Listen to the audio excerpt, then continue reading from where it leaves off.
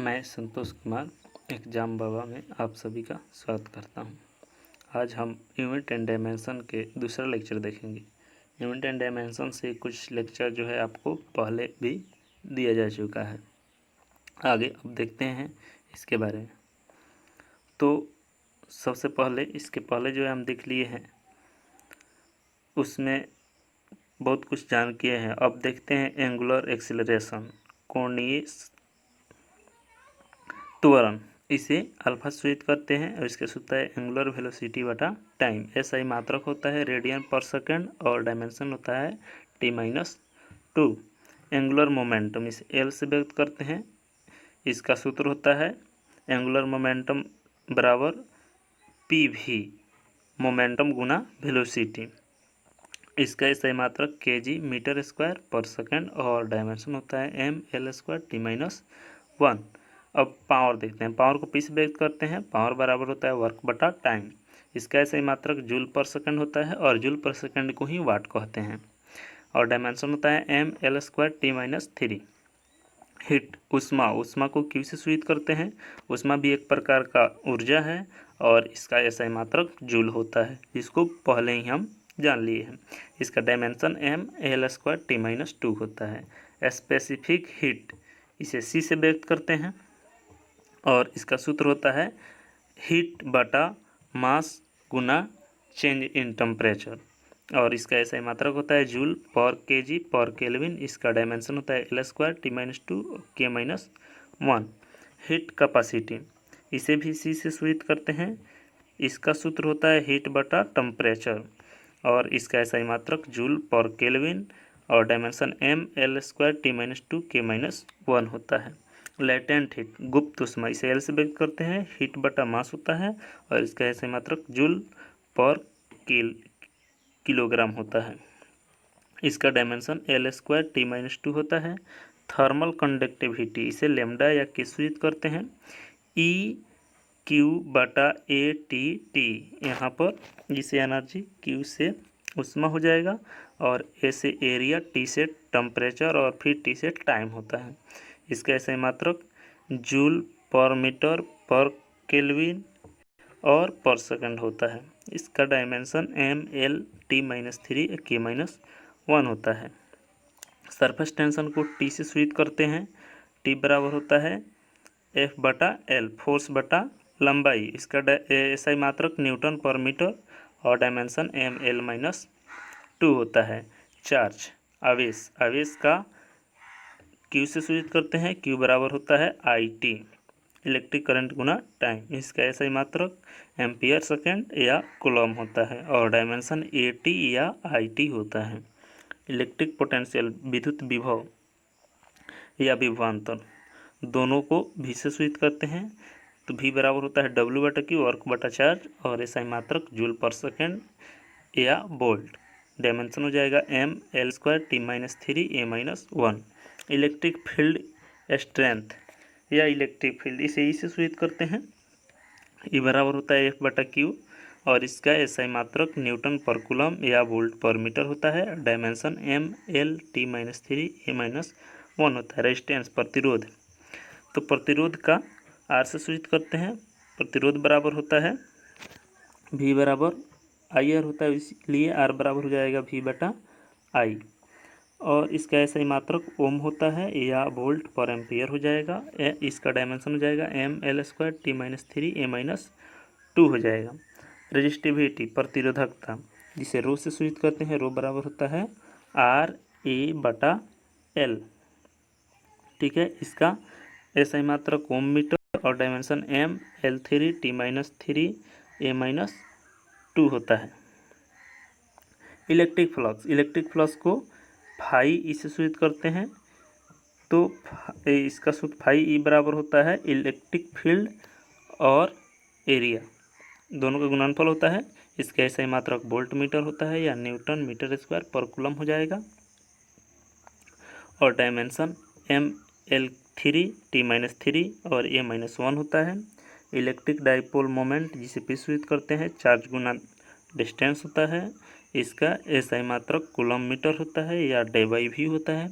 इसका dimension mL TA होता है। इलेक्ट्रिक कैपेसिटी सी से सूचित करते हैं, चार्ज बटा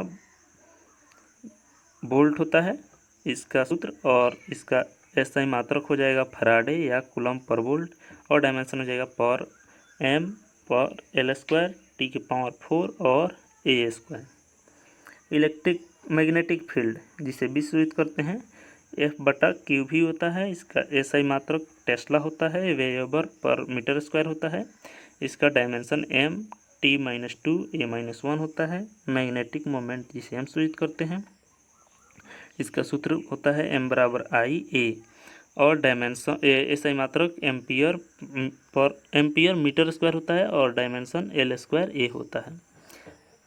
परमेबिलिटी जिसे म्यू से सूचित करते हैं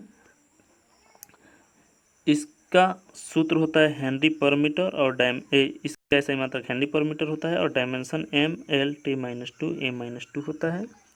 मैग्नेटिक स्ट्रेंथ या मैग्नेटिज्म को से सूचित करते हैं, इसका सूत्र होता है एम बटा वी, और एसआई मात्रक होता है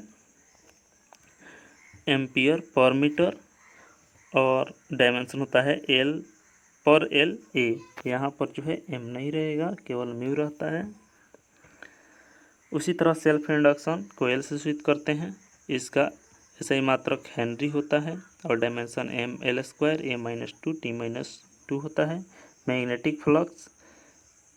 मैग्नेटिक फ्लक्स का होता है आपको न्यूटन मीटर पर एम्पियर या वेबर, और ल्यूमिनियस फ्लक्स का ल्यूमेन होता है। इस दोनों का डायमेंशन हो जाएगा M L square T minus 2 A minus 1 होता है। परमिटिविटी को ई नॉट से सूचित करते हैं, इसका फैराडे पर मीटर होता है, और डायमेंशन हो जाएगा M minus 1 L minus 3 T के पावर 4 और ए स्क्वायर हो जाएगा। पावर ऑफ लेंस इसका सूत्र होता है 1/f, और इसको पर मीटर या डायोप्टर सूचित करते हैं, इसका डायमेंशन हो जाएगा एल माइनस 1। रेडियो एक्टिविटी का एसआई मात्रक वेक्टरल होता है, इसका डायमेंशन नहीं होता है।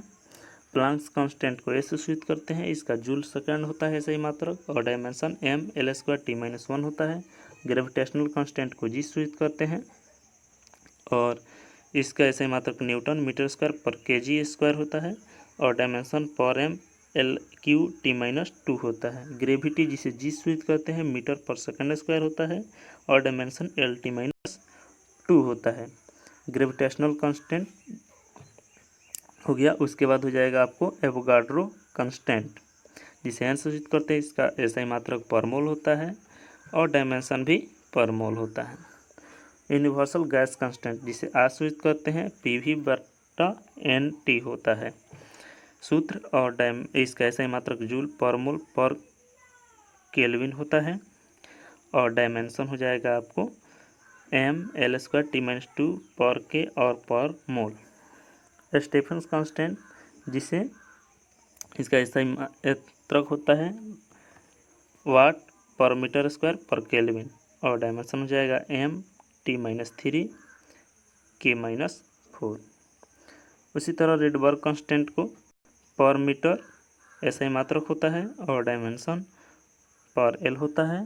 बोल्ट्जमान कांस्टेंट को कैसे व्यक्त करते हैं, इसका एसआई मात्रक जूल पर केल्विन, और डायमेंशन हो जाएगा M L square T minus 2 K minus 1 होता है। कुछ भौतिक राशि का यूनिट देख लेते हैं। स्पीड ऑफ शिप जहाज की चाल जो होता है नॉट से मापा जाता है, तो फ्लाइट एयरक्राफ्ट का स्पीड जो है मैक से मापा जाता है, और प्रवाह का दर जो मापा जाता है उससे क्यूसेक में मापा जाता है, और फिर जो है ऊर्ध्वाधर कॉलम में उपस्थित गैस की मात्रा को डॉप्सन में मापा जाता है। जैसे आपको ओजोन परत की मोटाई मापने के लिए डॉप्सन का प्रयोग करते हैं। फिर भूकंप की तीव्रता मापना हो तो रिक्टर स्केल से मापते हैं। अब देख लेते हैं कुछ फिजिकल क्वांटिटी जिसका सीजीएस, एफपीएस और एसआई यूनिट। तो लेंथ का सीजीएस होता है सेंटीमीटर, एफपीएस में फुट होता है, और एसआई में मीटर होता है। मास का ग्राम होता है सीजीएस में, और एफपीएस में पाउंड होता है, और फिर एसआई मात्रक में केजी होता है। टाइम का सेकंड तीनों में होता है। टेम्परेचर का सीजीएस में होता है सेंटीग्रेड, एफपीएस में यहाँ पर कुछ नहीं है, एसआई मात्रक में केल्विन होता है। उसी तरह फोर्स का डाइन होता है CGS मात्रक और SI मात्रक न्यूटन होता है। वर्क का अर्ग होता है और SI मात्रक जूल होता है। पावर का अर्ग सेकंड होता है CGS मात्रक और SI मात्रक वाट होता है। हीट का कैलोरी होता है और SI मात्रक जो होता है जूल होता है। उसी तरह कोफिशिएंट ऑफ विस्कोसिटी का फेज होता है CGS मात्रक और SI मात्रक पास्कल सेकेंड होता है। ठीक है, तो FPS और से बहुत से आपको मात्रक जो निकालना होगा तो मात्र 3 के आधार पर हम निकाल सकते हैं। केवल सूत्र मालूम होना चाहिए। जैसे मान लीजिए आपको निकालना है वर्क का, तो वर्क का अर्ग होता है, लेकिन हम चाहे तो सेंटीमीटर और फिर जो है आपको जैसे W बराबर होता है FS। तो फोर्स का हम जानते हैं डाइन होता है, तो डाइन भी लिख सकते हैं, डाइन और उसके बाद सेंटीमीटर। तो डाइन सेंटीमीटर बराबर होता है और तो जो चेंज होने वाला होता है उसी को हम यहाँ पर लिख दिए हैं। जो चेंज होने वाला नहीं होता है उसको हम लिखते रहेंगे, मूल फंडामेंटल क्वांटिटी के आधार पर उसे लिखते रहेंगे। फिर आपको सिखाया जाएगा कि किस तरह से हम चेंज करेंगे CGS से SI मात्रक में, FPS से CGS में, किसी में चेंज करने के लिए बताया जाएगा। तब तक के लिए इतना याद कर लीजिए। Thank you.